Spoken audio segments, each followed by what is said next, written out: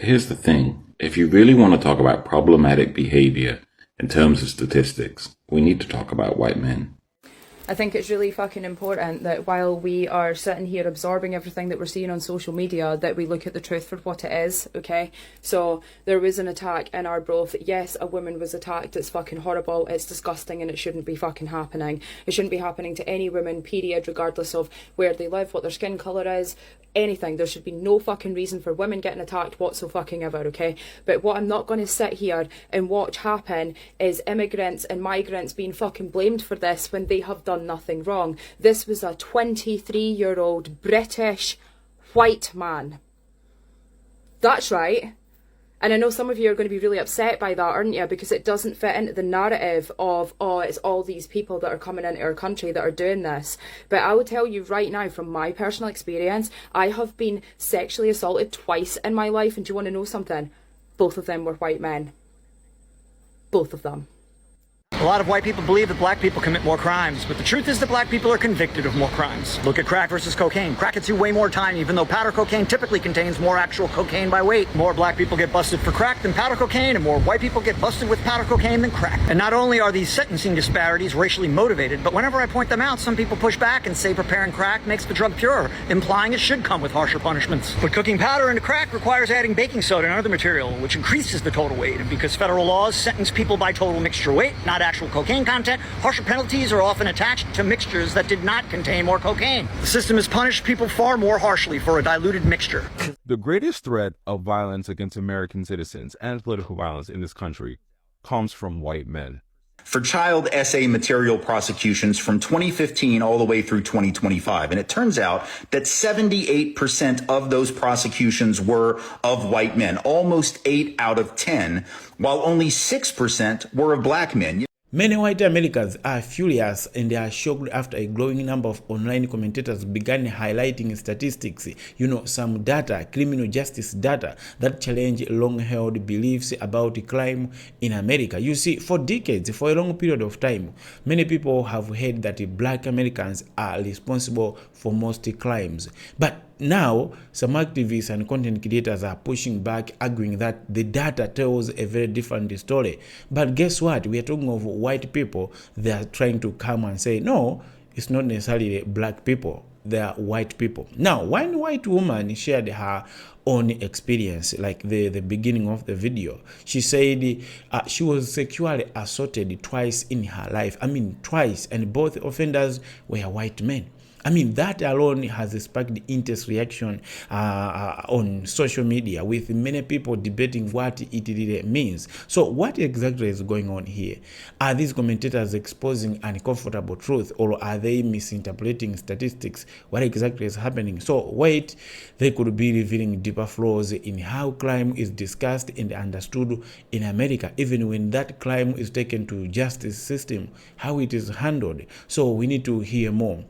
And the question people are having is that who exactly commits more crimes in America? People are shocked and passionately arguing online. So we will know that at the end of this video. So stay tuned until the very end, because we are going to examine the claims, the evidence, and the heated debate surrounding race and crime in the United States. Trust me, this conversation gets, a lot more complicated than most people, because, it twists the truth that, not necessarily the truth, but it twists the narrative that has always been there, that, black people have been forced to believe, everyone has been forced to believe. It changes that. It rewrites it to new narrative. So, yeah, let's dive into this. If this is your first time, please subscribe for more of this.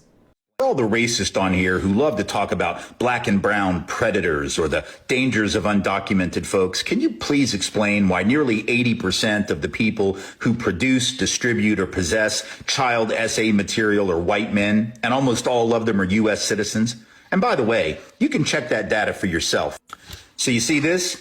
This is the U.S. Sentencing Commission's interactive data analyzer, which is a nifty little tool that lets you look up stats on any federal crime category overall, and then you can break it down by race. And then you can calculate the percentage of that crime done by each racial group for every year going all the way back to 2015, or you can do it for a range of years. So I did that for child essay material prosecutions from 2015 all the way through 2025. And it turns out that 78% of those prosecutions were of white men, almost 8 out of 10, while only 6% were of black men. You know, that group that y'all racists say is the most dangerous and awful group out there? So what the hell is it about white men that explains this? I mean, after all, for other crimes, everybody's got a theory to explain it, right? For typical street-level violent or property crimes, both the left and the right have theories. We on the left say socioeconomic factors can explain them. The right says it's culture, maybe even biology. But my point is, everybody has a theory.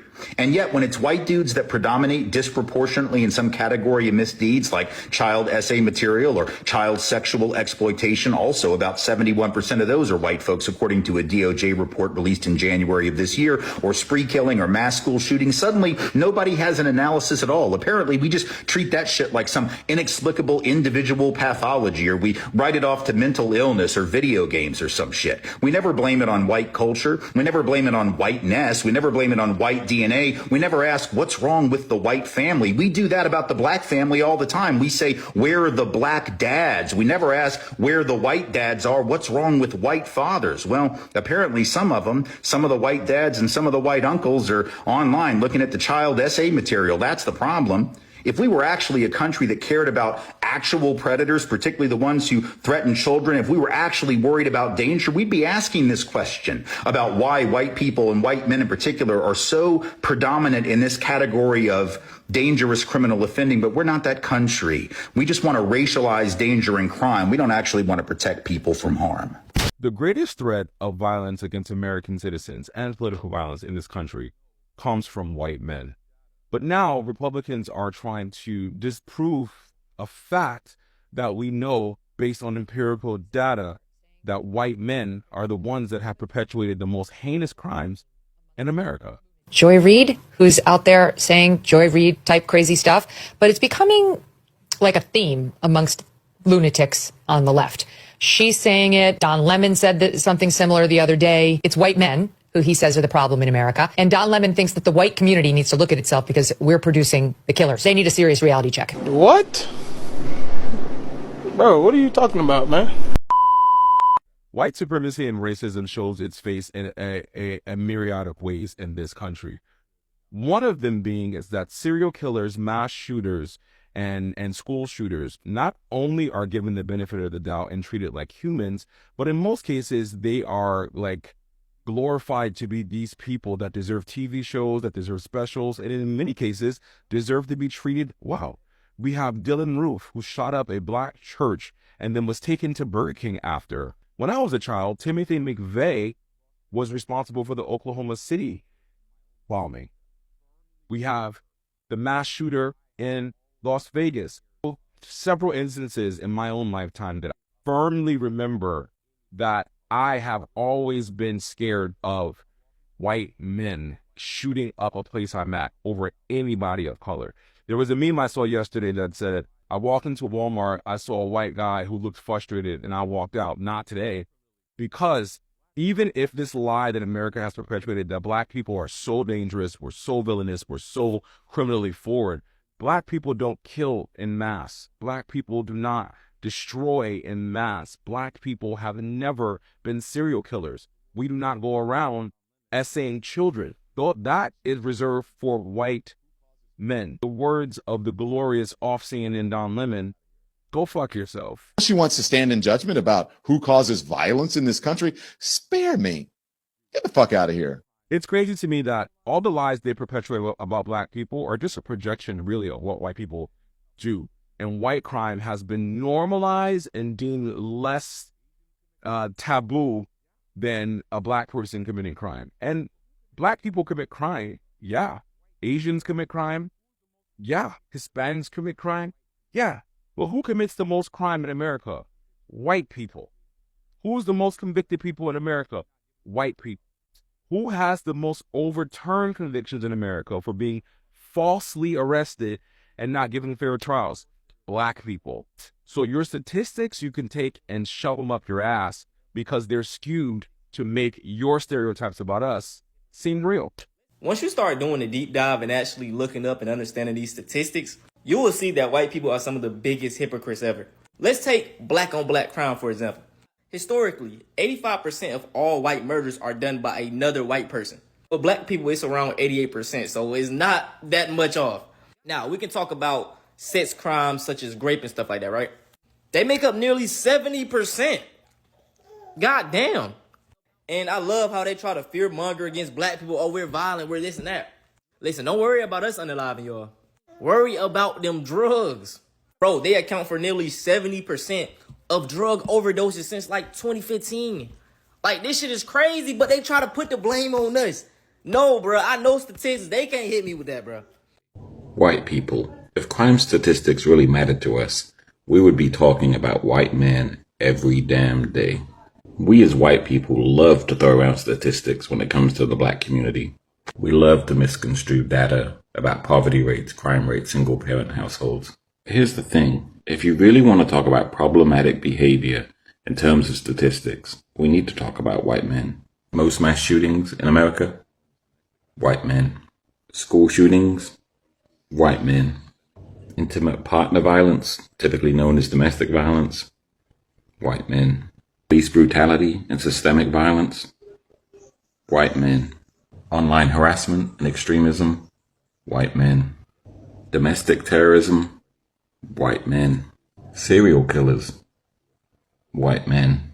The demographic making up the vast majority of CEOs, judges, senators, and police chiefs who refuse to hold white men responsible? White men. And yet us white men are rarely talked about as being a problem.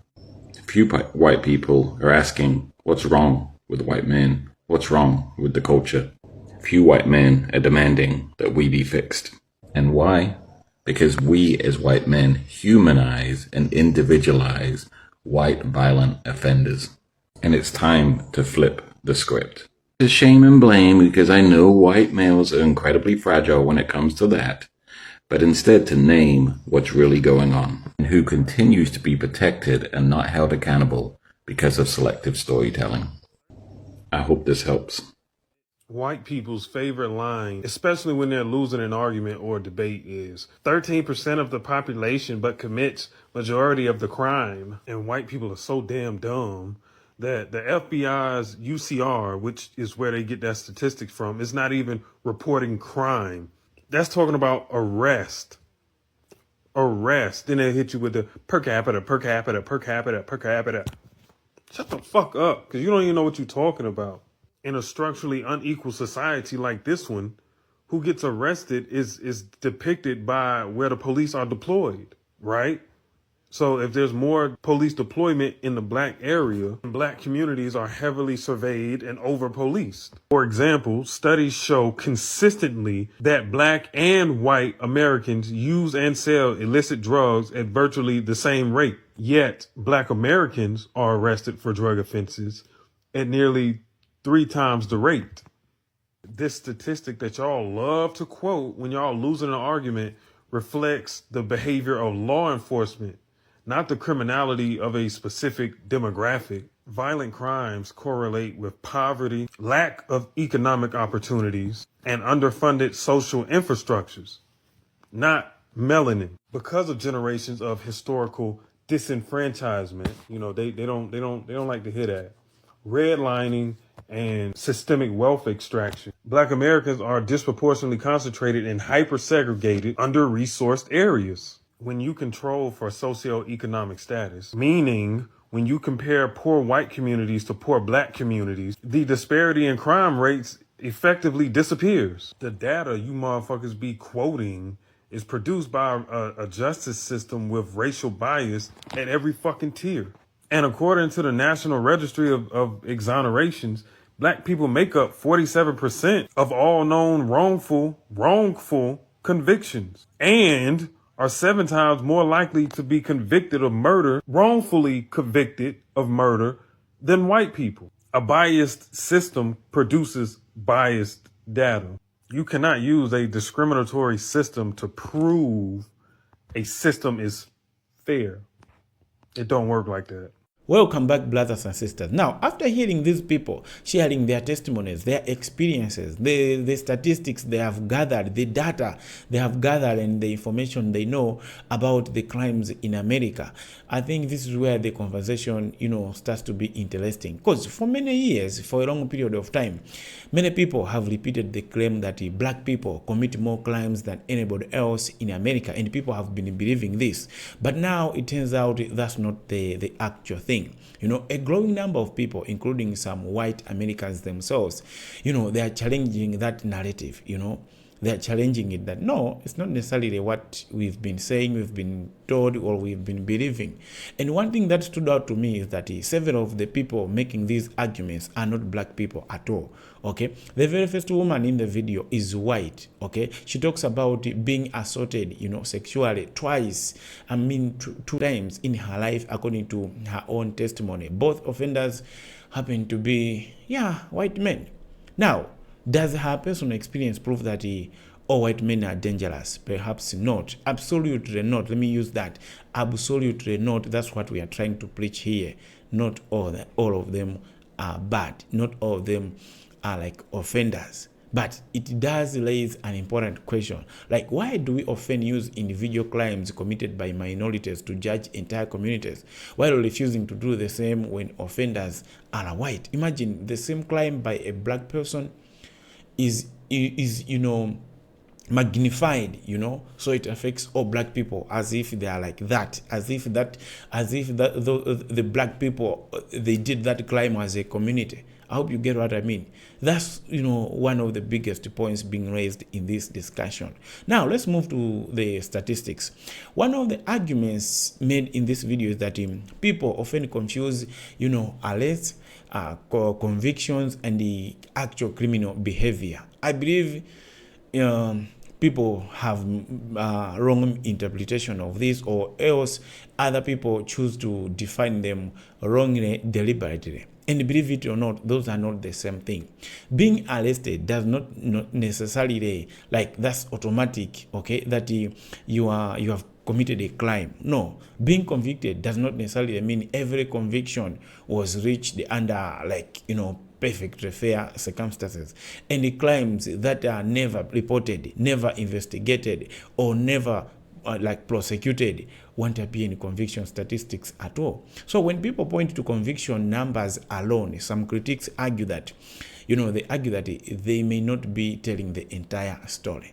Another point raised in this video is the issue of policing. Okay, if certain neighborhoods receive more police attention, more surveillance, more checkpoints, more aggressive enforcement, then naturally more arrests are likely to occur in those areas. And the areas where there are no more police, it will look like people are living well. No, it's just that the crimes in those areas are not being noticed. Okay, they're not being exposed. So that's another issue. That's not necessarily proof that people there are committing more crime than anywhere else. Okay, than anyone else. It's just that that area has more police, okay, has more surveillance points, have more checkpoints than other areas that do not have a police. And this can be true because of the narrative that the black people are the ones that commit more crimes. Hence, the system will deploy more police in those areas, because that's what they have been believing, that okay, this is the area that need more policing, because they're likely to commit more crimes. Yet no, that's not the thing according to statistics. It may also reflect where law enforcement resources are concentrated, like what I'm saying. Now, whether you agree with that argument or not, it is an important part of this debate. Now, another third thing that is also being discussed is the issue that involves sentencing. You see, several speakers in this video, they mentioned the historical differences between crack cocaine and the powder cocaine sentencing. Okay, their argument is that the penalties associated with the crimes more common in black communities were often harsher, okay, than penalties associated with similar crimes more common in white communities. Okay. In other words, what they are trying to say is they believe the justice system has not always treated everyone equally. The same crime, somebody is given this, the same crime, somebody is given this punishment or this penalty. And if that is true, then conviction statistics alone may not tell us the full story. But here's another side of this conversation that also we need to take part, take much attention. We really need to acknowledge. Some speakers in the video go beyond criticizing the justice system. Some people make very broad statements about white men as a group. Personally, I think we should be careful there. Not all white men are like this. Just as it would be wrong to blame all black people for crimes committed by some black individuals, it would also be wrong to blame all white people. All white people for crimes committed by some white individuals. I hope you get what I mean. Okay. When a black person does a certain crime, let's not generalize as all black people are like that. Okay, and when a white person does something good, let's also not generalize that all white men are good. The goal should be understanding facts, not replacing one stereotype with another. And that's where I think the most productive discussion, really happens, and it has to be there. Instead of asking which race is worse, maybe we should be asking a better question, like good questions, like are crime statistics always being interpreted correctly? Are they representing all people equally? How much do poverty, education, family stability, opportunity, and the neighborhood conditions influence crime?